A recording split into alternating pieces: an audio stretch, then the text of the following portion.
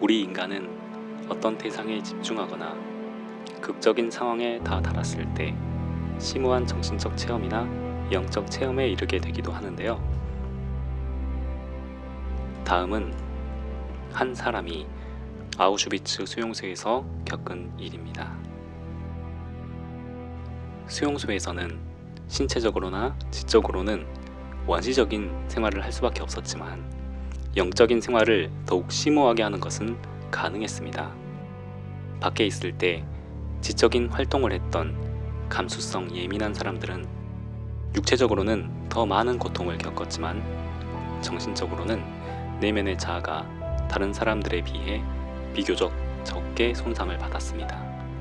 그들은 정신적으로 자신을 둘러싸고 있는 가혹한 현실로부터 빠져나와 내적인 풍요로움과 영적인 자유가 넘치는 세계로 도피할 수 있는 능력을 가지고 있었습니다. 별로 건강해 보이지 않는 사람이 체력이 강한 사람보다 수용소에서 잘 견딘다는 지극히 역설적인 현상도 이것으로 설명될 수 있습니다. 어느 날 아침 일찍 우리는 작업장을 향해 가고 있었습니다. 구령 소리가 들렸습니다. 차렷! 앞으로 갓! 왼발! 둘! 셋! 넷!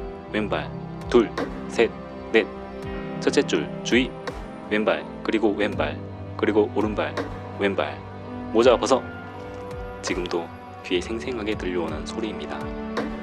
모자 벗어 라는 구령이 떨어질 때 우리는 마침 수용소 문을 통과하고 있었습니다. 탐조등이 우리를 환하게 비추었지요. 민첩하게 행진을 못하는 사람에게는 누구에게나 가차없이 발길질이 가해졌습니다. 춥다고 허락 없이 모자를 귀까지 눌러쓴 사람은 더 큰 벌을 받았습니다. 우리는 어둠 속에서 큰 돌멩이를 넘고 커다란 웅덩이에 빠지면서 수용소 밖으로 난 길을 따라 비틀거리며 걸었습니다. 호송하던 감시병들은 계속 고함을 지르면서 총의 개머리판으로 우리를 위협했지요. 다리가 아픈 사람은 옆 사람의 팔에 의지해서 걸었습니다. 한마디도 말을 하기가 힘들었지요. 얼음같이 차가운 바람 때문에 누구든 입을 열 염두를 내지 못했기 때문입니다.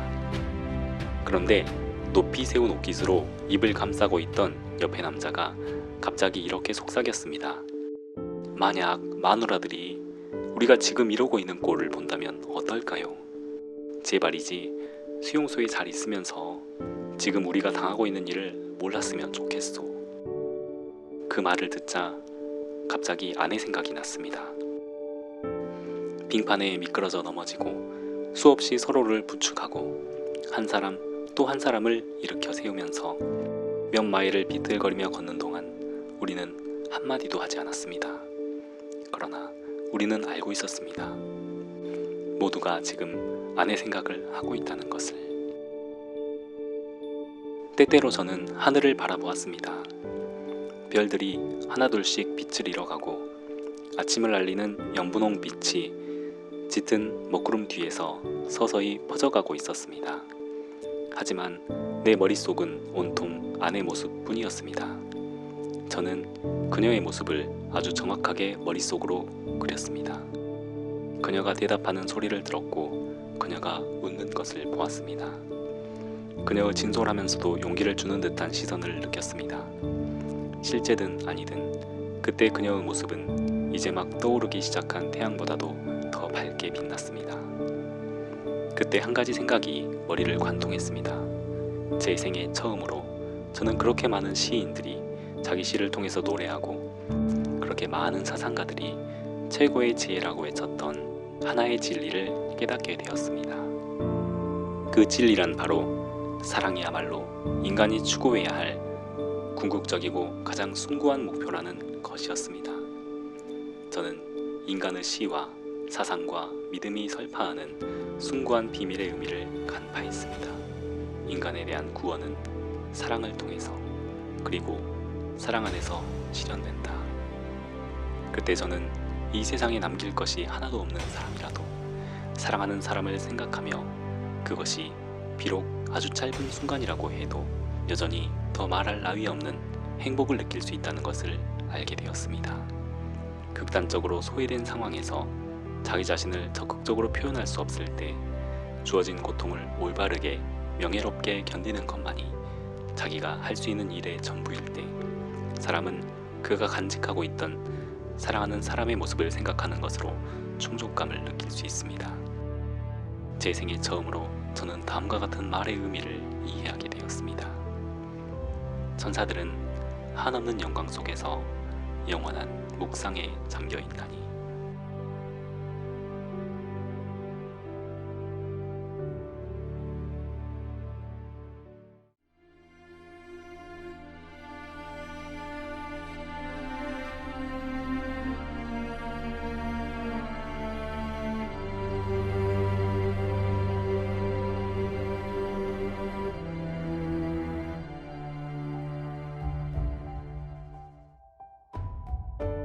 앞에 있던 남자가 비틀거리자 뒤에 오는 사람들이 그 위로 넘어졌습니다.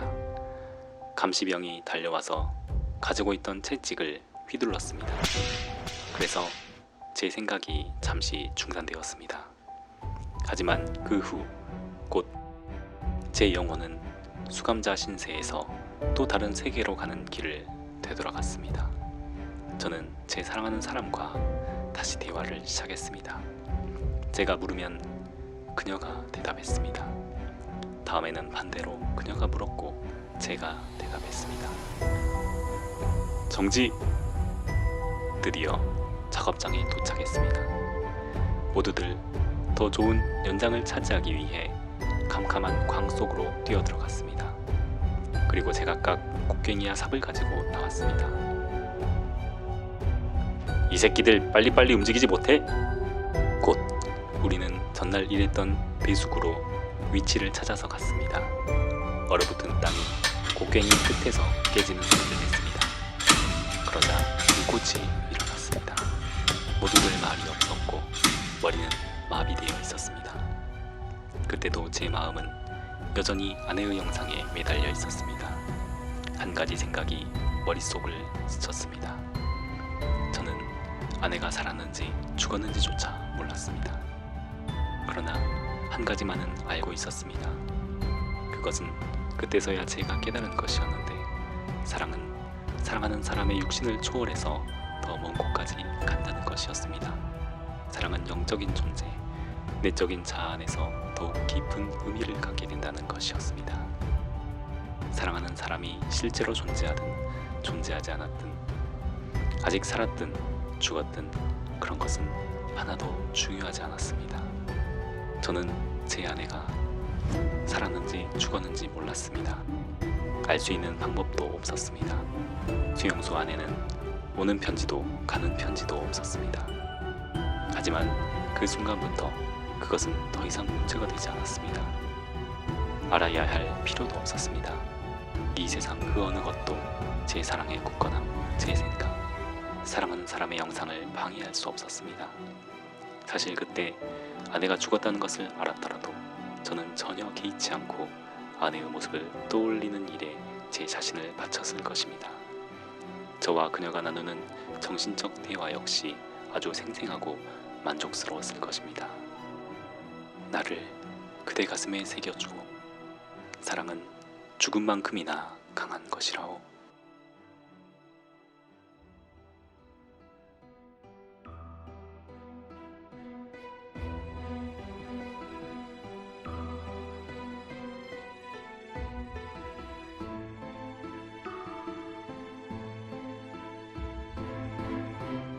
이렇게 내면 세계를 극대화시킴으로써 수감자들은 멀리 과거로도 피해 자기 존재의 공허감과 고독감 그리고 영적인 빈곤으로부터의 피난처를 찾을 수 있었습니다.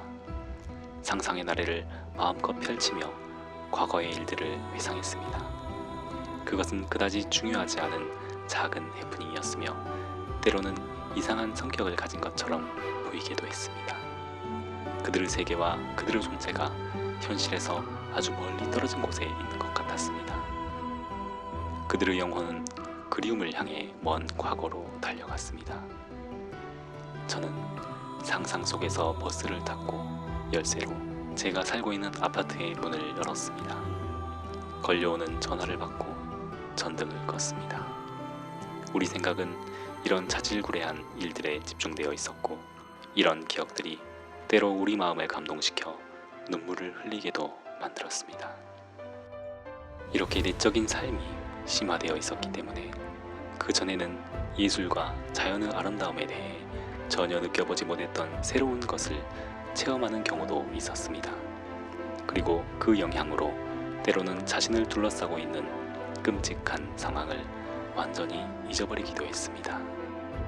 만약 어떤 사람이 아우슈비츠에서 바바리아 수용소로 이송되는 도중에 호송열차의 작은 창살 너머로 석양빛으로 찬란하게 빛나는 짤츠부르크 산 정상을 바라보는 우리의 얼굴을 보았다면 그것은 삶과 자유에 대한 모든 희망을 포기한 사람들의 얼굴이라고는 믿지 못했을 것입니다. 그런 상황에 처했음에도 불구하고 어쩌면 바로 그런 상황에 처해 있었기 때문에 우리는 그토록 오랫동안 그리워했던 자연의 아름다움에 도취되곤 했었습니다. 수용소에서 일할 때도 우리들은 종종 옆에서 일하는 동료의 눈을 돌려 바바리아 숲의 키 큰 나무 사이로 햇빛이 비치는 아름다운 풍경, 뒤로의 그 유명한 수제화처럼 아름다운 그 풍경을 바라보게 했습니다. 그 숲은 우리가 대규모 비밀 군수품 제조 공장을 짓는 데 동원되었던 바로 그 숲이었습니다.